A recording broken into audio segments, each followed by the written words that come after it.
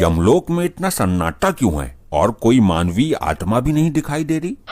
और ये दोनों मजे से सो रहे हैं। चित्रगुप्त जी। प्रभु क्षमा चाहता हूँ प्रभु, क्षमा चाहता हूँ। आप यहाँ आराम से सो रहे हैं, ये कोई विश्राम करने का समय है? और क्या करें प्रभु, सारी आत्माओं को दंड भी दे दिया है। कुछ यमदूत नीचे पृथ्वी पर गए हुए हैं आत्माओं को लेने के लिए। प्रभु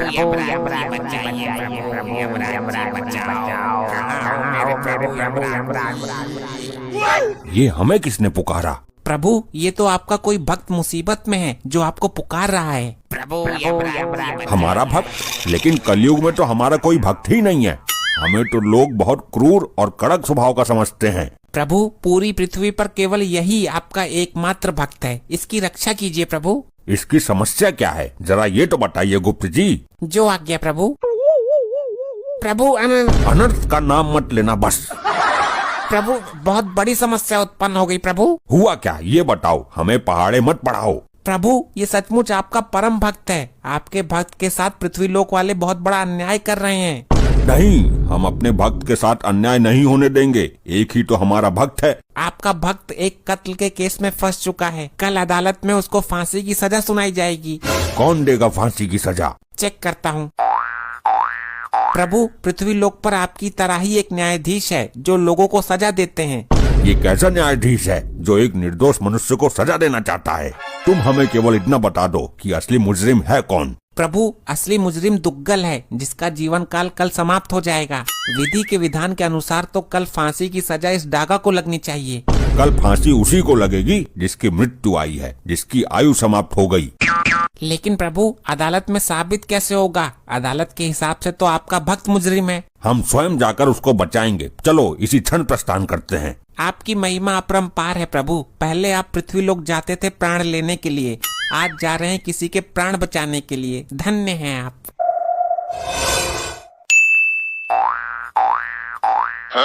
हाँ भाई, आज तेरी कोर्ट में पेशी है, तुझे तो पक्का फांसी होगी।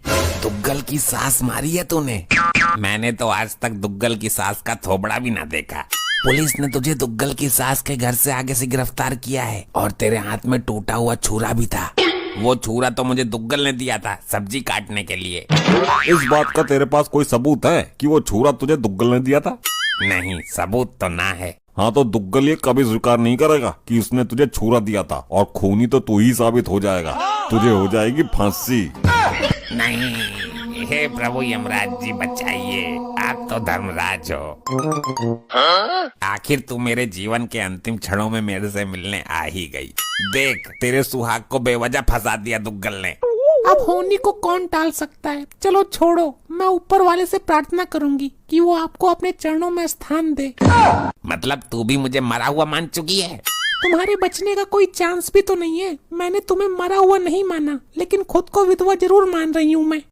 बात तो वही है। हे भगवान, कैसा कलयुग है। चलो ऊपर जाकर ठीक से रहना, किसी को परेशान मत करना, खाना टाइम पर खाना। अरे मैं मरने जा रहा हूँ, पढ़ाई करने हॉस्टल नहीं जा रहा। चलो ठीक है, अब मैं जा रही हूँ लड़का देखने। लड़का? किसका? कौन सा लड़का? अरे तुम तो मरने वाले हो, तो मैं पूरी जिंदगी तन्हा कैसे काटूंगी, इसलिए मैं अपने लिए लड़का देखने जा रही हूँ। क्या? अगर लड़का पसंद आ गया तो गोद भराई की रस्म भी आज ही कर दूंगी। अरे पहले मेरे अंतिम संस्कार की तो रस्म पूरी कर लेती। ठीक है, ओके बाय। अबे ये है तेरी लुगाई, इसे तेरे मौत की दुख से ज्यादा अपने लिए नया लड़का देखने की खुशी है। हे प्रभु यमराज बचाओ। हम आ गए वत्स, चिंता मत करो। लोखंडे, ये जादू टोना वाले फिर आ गए। आप कौन हो महाजन? चित्रगुप्त जी, भक्त पूछ रहा है, उसे हमारा परिचय दीजिए। ये मृत्युदाता, प्राणहर्ता, दंडनायक यमराज हैं जिनको तुम पुकार रहे थे।